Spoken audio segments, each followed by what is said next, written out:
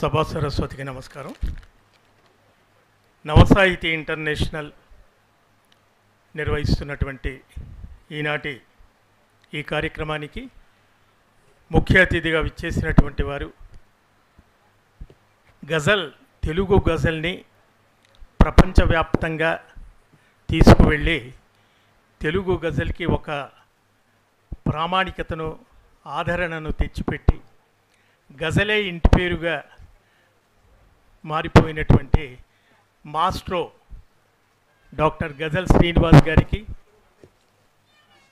ఈనాటి సభాధ్యక్షులు నవసాహితీ ఇంటర్నేషనల్ వ్యవస్థాపక అధ్యక్షులు శ్రీ ఎస్వి సూర్యప్రకాశ్రావు గారికి, వేదిక పైన అతిథులు చాలామంది ఉన్నారు. వేదిక చాలా నిండుగా ఉంది. వారిలో ఇప్పుడే విచ్చేసినటువంటి సుప్రీంకోర్టు న్యాయవాది మాజీ న్యాయమూర్తి శ్రీ నేరళ మాల్యాద్రి గారికి, అలాగే శ్రీ పివి రమణయ్య గారికి, శ్రీమతి చట్టాల లక్ష్మీదేవి గారికి, డాక్టర్ పాలుట్ల భారతి గారికి, కస్తూరి అలివేణి గారికి, ఝాన్సీ గారికి, కాంతికృష్ణ గారికి, వాణి గారికి, దాదాపు అందరినీ నేను చెప్పాను అనుకుంటాను. సభలో ఉన్నటువంటి రసజ్ఞులైన మీకు, ముఖ్యంగా ఇవాళ ఈనాటి కార్యక్రమానికి కథానాయకుడు కేంద్ర బిందువు అయినటువంటి అత్యంత ఆప్తమిత్రులు శ్రీ కొరుప్రోలు మాధవరావు గారికి, పత్రికా మిత్రులందరికీ నమస్కరిస్తూ, ఇవాళ స్నేహితుల దినోత్సవం. ఈనాడు ఈ కార్యక్రమాన్ని ఆవిష్కరించుకోవడం చాలా సమంజసంగా ఉందేమో అనిపించింది. ఎందుకు ఈ మాట అంటున్నానంటే, ఇందాక గజల్ శ్రీనివాస్ గారు రెంటాల వారి గజల్ని మనకు వినిపిస్తూ దాంపత్య జీవితం కంటే మించినటువంటి స్నేహం లేదు అన్నారు.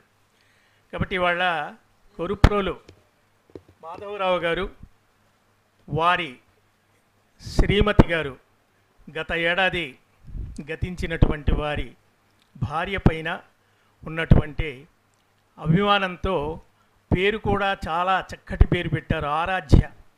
ఆరాధించేటువంటి వారు.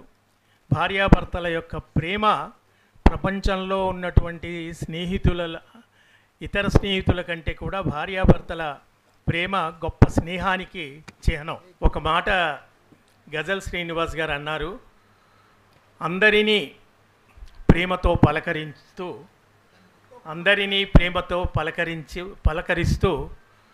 మరి అందరినీ ప్రేమతో పలకరించు, మరలా ఈ దారిని వస్తావో రావో అని ఒక గొప్ప మాట అన్నారు.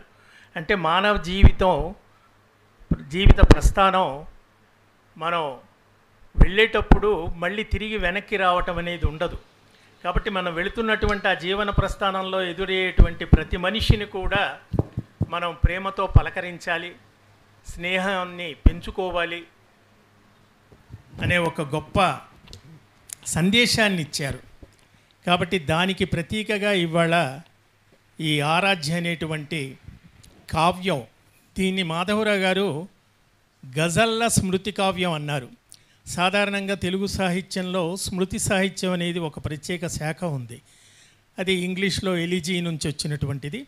అంటే మనకు ఆత్మీయులైనటువంటి వాళ్ళు, భార్య కానీ భర్త కానీ స్నేహితులు కానీ ఒక నాయకులు కానీ ఎవరైనా గతించినప్పుడు వారి స్మృతి కోసం రాసేటువంటిది. మాధవరావు గారు గజల్ ప్రక్రియలో ఈ స్మృతి కావ్యం రాయటం ఒక ప్రత్యేకతను సంతరించుకుంది. మనకు విశ్వనాథ సత్యనారాయణ గారు వరలక్ష్మి త్రిశతి అని ఒక స్మృతి కావ్యం రాశారు 300 పద్యాలతో. అంటే సాధారణంగా మనకు స్మృతి కావ్యాలన్నవి పద్య ప్రక్రియల్లోనో మరో ప్రక్రియల్లోనో కనిపిస్తాయి, కానీ గజల్ ప్రక్రియల్లో మరి ఇంతకు పూర్వం ఉండవచ్చేమో, కానీ ఇది మాత్రం ఒక ప్రత్యేకత కలిగినటువంటిది. స్మృతి కావ్యం, గజల్లో స్మృతి కావ్యం రావటం అనేది నాకు తెలిసినంత వరకు ఇదే మొట్టమొదటిగా అనిపిస్తోంది. కాబట్టి ఇందాక శ్రీనివాస్ గారు చెప్పారు, అసలు గజల్ అనేది ఎక్కడి నుంచి వచ్చింది, దాని మూలాలు, దాని చరిత్ర అందరికీ తెలిసినటువంటి విషయం. ఇక్కడ గజలు రాసేటువంటి కవులు కవయిత్రులు చాలామంది ఉన్నారు. అటువంటి దానికి మూలం ఏమిటంటే స్త్రీలతో సంభాషించటం గజల్ అనేటువంటిది మొట్టమొదటి. అందుకే దాశరథి గారు ఇంతులతో మంతనాలు అన్నారు. నారాయణ రెడ్డి గారు ప్రియురాలితో సల్లాపాలు అన్నారు. అంటే గజల్ అనేది పుట్టుకతో మూలంలో వారు ఇరాన్ కూడా వెళ్ళొచ్చామని ప్రస్తావించారు. అక్కడ 10వ శతాబ్దంలో ఇది ఒక పరిపూర్ణమైన ప్రక్రియగా ప్రాదుర్భవించిందని చెప్పారు. ఇంకా ముందుకు వెళితే అసలు పర్షియన్లు రాజులు వాళ్ళని వందిమాగదులు స్తోత్రం చేసేటువంటి స్తోత్రంలో ఒక భాగమని, అది తర్వాతి కాలంలో విడిపోయి 7వ శతాబ్ది విడిపోయి 10వ శతాబ్ది నాటికి ఇరాన్లో ఒక ప్రత్యేక ప్రక్రియగా రూపొందిందని, 12వ శతాబ్దంలో భారతదేశానికి వచ్చిందని, దానికి అమీన్ ఖుస్రో, గాలిబు ఇలా 17వ శతాబ్దిలో గాలిబు దీన్ని ప్రాచుర్యంలోకి తీసుకొచ్చారని, దీని వస్తువు దీని నేపథ్యం అంతా కూడా ఒక రకంగా ఉండేది. కానీ ఇవాళ ఆధునిక కాలంలో ఈ గజల్ని బాగా ప్రాచుర్యంలోకి తీసుకొచ్చి కేవలం ఇది ప్రేమకు ప్రణయానికి స్త్రీ పురుషుల మధ్య ఉండేటువంటి శృంగార భావాలకే కాకుండా అన్ని రకాల భావాలను దీంట్లో పలికించడానికి అనువైన రీతిలో తీర్చిదిద్దినటువంటిది మన తెలుగు కవులు. మొట్టమొదట 1966లో దాశరథి గారు గాలిబ్ గీతాలు రాశారు. ఆ తర్వాత 84లో నారాయణ రెడ్డి గారు దాదాపు 10 ఏళ్ల తర్వాత 86లో ఆ ప్రాంతంలో నారాయణ రెడ్డి గారు గజల్ రాశారు. వీళ్ళ గజల్లన్నీ కూడా మామూలుగా శ్రీనివాస్ గారు అన్నట్టుగా చదువుకోవడానికి వీలైనటువంటివి. కానీ గజలికి మొట్టమొదటిసారిగా ఒక గాన యోగ్యతను కలిగించి దానిని అందరూ వినేలాగా, ఇప్పుడు వారు పాడి వినిపించినప్పుడు ఇంకా పాడితే బాగుండు, ఇంకా పాడించుకోవాలి అని అనిపించింది. దానికి ఒక గానయోగ్యతను తీసుకొచ్చింది మాత్రం తెలుగు గజల్ చరిత్రలో మొట్టమొదటిసారిగా గజల్ శ్రీనివాస్ గారు మాత్రమే తీసుకొచ్చారు. నారాయణ రెడ్డి గారు దాశరథి గారు గజళ్ళు రాశారు, ఆ తర్వాత చాలామంది రాశారు. కానీ అది శ్రవణపేయంగా వినడానికి వీలుగా చేయటం ఒకటైతే దానిలో అనేక భావాలు పలికించవచ్చు. తాత్వికత, ఇందాక వారు చెప్పింది అందరినీ ప్రేమతో పలకరించు, ఈ దారిన మళ్ళీ వస్తావో రావో అనేటువంటిది గొప్ప తాత్వికత ఇమిడి ఉంది. ఫిలసాఫికల్ థాట్ని ఒక ప్రణయం నుంచి దాన్ని ప్రబోధాత్మకంగా చేయటం కానీ, మానవీయ విలువల్ని తెలియచెప్పటం కానీ, తాత్వికతను బోధించటం కానీ, ఈ విధమైనటువంటి స్మృతులు పంచుకోవడానికి అనువుగా తీర్చిదిద్దినటువంటిది మాత్రం ఆధునిక కాలంలో ఆద్యులుగా అగ్రశ్రేణులుగా శ్రీనివాస్ గారిని చెప్పుకోవాలి. ఆ తర్వాత అనేక మంది మరి గజలు రాస్తున్నారు. తెలుగు సాహిత్యంలో మనకు కొన్ని ఉద్యమాలు వచ్చాయి. భావ కవిత్వోద్యమం, అభ్యుదయ కవిత్వోద్యమం, విప్లవ కవిత్వం, దిగంబర కవిత్వం అని ఉద్యమాలు. ఇవాళ ఈనాడు గజళ్ళు విపరీతంగా వస్తున్నాయి. వాట్సాప్ గ్రూప్లో ఎన్నో గ్రూపులు ఉన్నాయి. ప్రతినిత్యం నాకే ఒక 7-8 గ్రూపులు తీయగానే ప్రతి వాళ్ళు గజలు రాస్తున్నారు. రాశిలో పెరుగుతున్నాయి కానీ అందులో వాసి ఎంత ఉన్నదనేది శ్రీనివాస్ గారు లాంటి వాళ్ళు, మాధవరావు గారు లాంటి వాళ్ళు చెప్పాలి. మాధవరావు గారు చాలా ఆప్తులు, మంచి సహృదయులు, నాకు చాలా కాలంగా పరిచయం. వారు అనేక ప్రక్రియల్ని స్పృశించారు. ఆయన చేసే ఉద్యోగం మరి వేరైనప్పటికీ కూడా మరి సైంటిస్ట్గా మిధానిలో చేసి ఉద్యోగరీత్యా వేరే రంగం అయినప్పటికీ కూడా ఆయన దండకం రాశారు, శతకం రాశారు, సుప్రభాతాలు రాశారు, కథలు రాశారు, కథానికలు రాశారు, వచన కవిత్వం రాశారు, పద్య కవిత్వం రాశారు. ఇవాళ గజల్లో ఒక స్మృతి కావ్యం తీసుకొచ్చారు. కాబట్టి గజల్కు ఉన్నటువంటి అనేక లక్షణాలని పరిపూర్ణమైన వాళ్ళ లక్షణాల విషయంలో కూడా రకరకాల వాదాలు విభేదాలు ఉన్నాయి. ఏది ఏమైనా కూడా ఆనాడు చెప్పినటువంటి ఆ మతలా, మక్తా, రదీఫ్, తఖల్లస్ ఇవన్నీ కూడా చక్కగా పాటిస్తూ నేను ఇందులో దాదాపు ఈ పుస్తకం మొత్తం గజళ్ళన్నీ కూడా చదివాను. ఆయన శతక ప్రక్రియ సంప్రదాయంగా 108 పద్యాలతో శతకం ఉంటుంది. ఆయన దీన్ని 109 గజళ్ళతో దీన్ని తీర్చిదిద్దాడు. తర్వాత ప్రతి గజల్ కూడా షేర్ అంటాం, 2 పంక్తులు, అవి 7 చొప్పున పాటిస్తూ వచ్చారు. సాధారణంగా 5 నుంచి 25, 30 దాకా 37 దాకా రాసేవాళ్ళు ఉన్నారు. ఆయన ప్రతీదీ 7 రాస్తూ వచ్చారు. 1-2 చోట్ల 6 షేర్లు మాత్రమే ఉన్నాయి. అదంతా కూడా చాలా ఆ లక్షణ ప్రక్రియగా రాశారు. చివరిగా ఆయన రాసిన గజళ్ళలో ఇది స్మృతికి సంబంధించింది, వారి సతీమణికి సంబంధించింది కాబట్టి ఆయన ఒక్క గజల్ని నేను పేర్కొని విరమిస్తాను. మొదటి గజల్లో మదిదోచిన సుమవనమై నవ్వుతున్న నవవధువే, జన్మలుగా తోడు నిలిచి పాడుతున్న నవవధువే, 7 అడుగులు కలిసి నడిచి ఎగిరిపోయే చిలుక మల్లె. అంటే ఆత్మను మనం చిలుకతో పోలుస్తాం, ఈ పంజరాన్ని దేహాన్ని వదిలి వెళ్ళిపోవటం అనే ఒక తాత్విక భావన మొదటి గజల్లోనే ఆయన మనకి అందించారు. గుండెలోన రాగసిరులు నింపుతున్న నవవధువే, మరివాలిన కన్నులింటి కాంతిరాశి తానయ్యనే, జ్ఞాపకాల కావ్యమందు వెలుగుతున్న నవవధువే, ప్రేమ మధువులూరించే ప్రాణదీప సౌందర్యం, ప్రియ వసంత పరిమళమై అందుతున్న నవవధువే, చెలిమి నిధిగా తానున్నది అక్షరాల గగనమందు, మౌన వీణ తంత్రులలో ఆడుతున్న నవవధువే, మరి వాలని కన్నులతో వరములిచ్చు ఆండాళ్లే.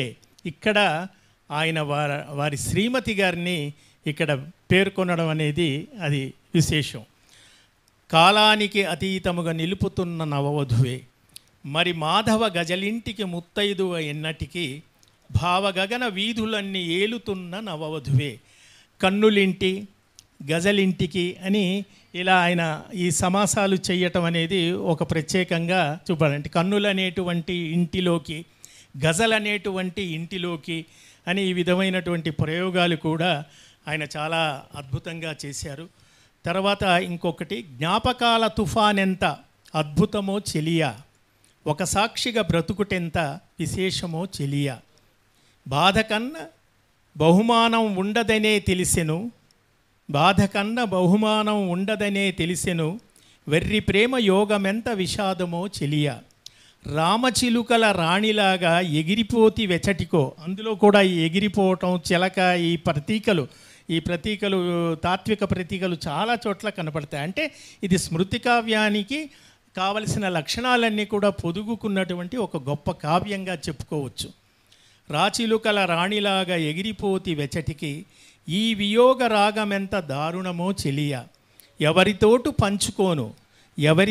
పంచుకోను మాటలేమి చాలును, మౌనాక్షర సంద్రమెంత అమోఘమో చెలియా.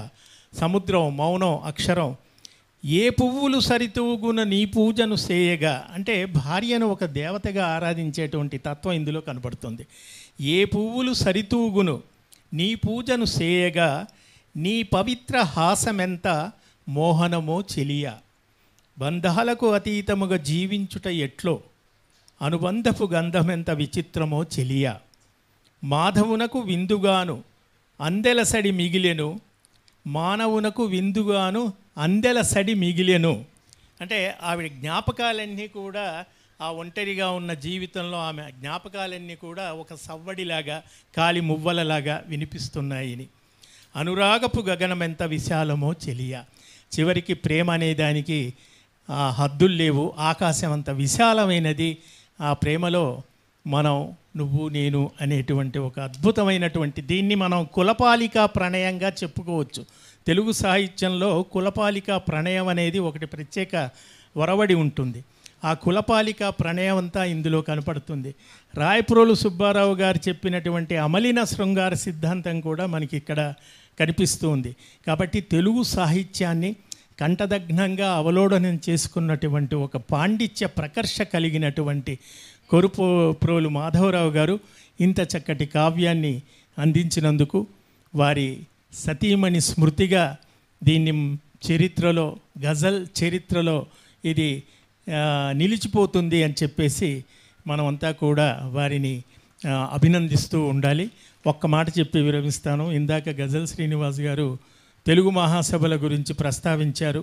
తెలుగు మహాసభలు ప్రభుత్వ స్థాయిలో 75 నుంచి 2017 వరకు చాలా తెలుగు మహాసభలు ప్రభుత్వం నిర్వహించింది. వారు ఆ మాట కూడా అన్నారు.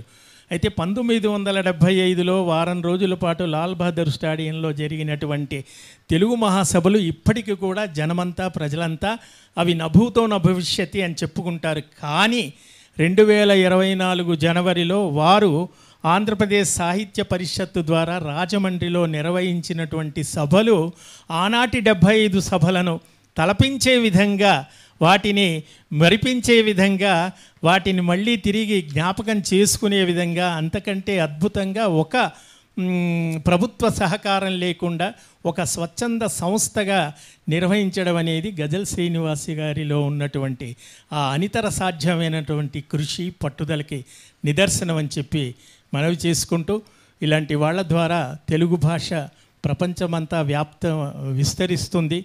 ఇటువంటి వాళ్ళు జాతికి ఒక వరంగా నేను భావిస్తూ నాకు ఈ అవకాశం ఇచ్చినందుకు ధన్యవాదాలు తెలియజేసుకుంటూ సెలవు.